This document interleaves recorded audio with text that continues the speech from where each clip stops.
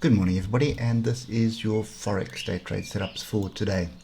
So as usual, starting off with Euro USD, and it looked like we're starting to break through the structure that was formed over the last couple of weeks, basically since November, and that is around here at 113,550 area.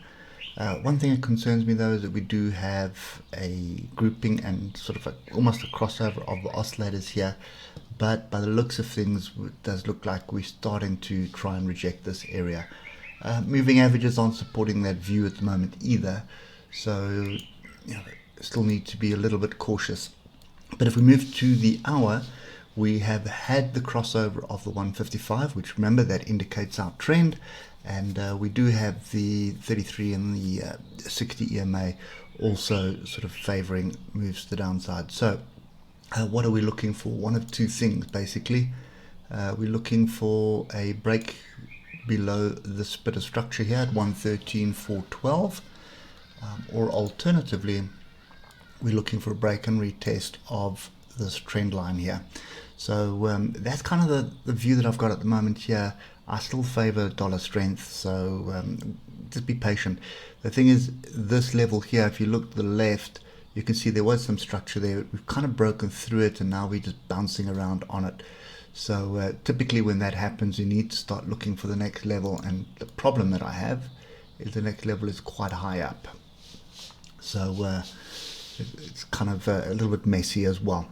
At the moment, you could also sort of look right here at the 155 at 113,762.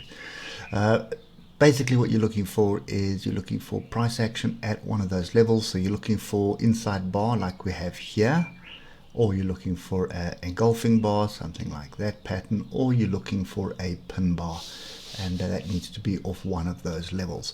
Next, moving on to US dollar Japanese yen, a little bit more structured here. You can see we came down, we closed the gap as we expected yesterday, that this would have been a magnet. There were the two levels we looked at yesterday. We do have not a crossover, but a grouping of the moving averages here at the moment, and also the oscillators are kind of all over the place right now. So looking at the hour, you can see we've had a crossover, we're pointing up, that is bullish. We are bearish from a moving average perspective, but the magnets to the downside have kind of been tested.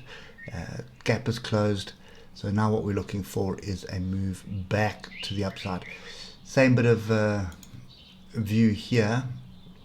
First is a break of the trend line, which will basically be the moving averages, and then second thing would be a break and a retest of 114,423. So we've got a pin bar here off a level on the hour. That's happened this morning. Basically I want to see that during the European session, don't want to see it during the Asian session. So just wait for the European session, see what happens. You probably find if we do break through 114,400 or 420, then we're looking for a move to the upside. That move should be a measured move up, something along the lines of that.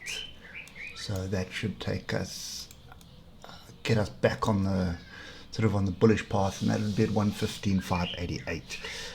Moving on to the pound, British pound, Japanese yen, still stuck in this this wedge.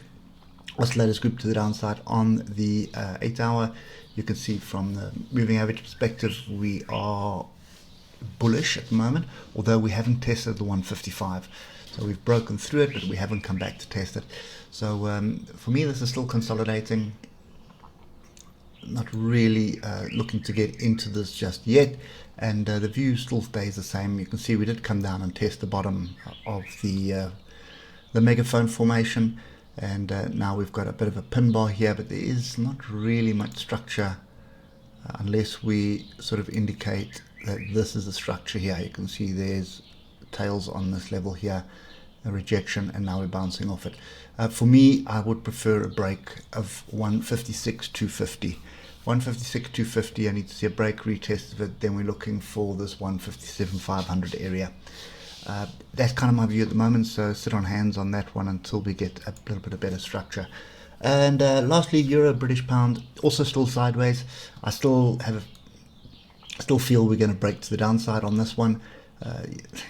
Trend is down at the moment. Oscillators are not giving us much information, but if we get to the hour, you'll see the oscillators are definitely giving us information.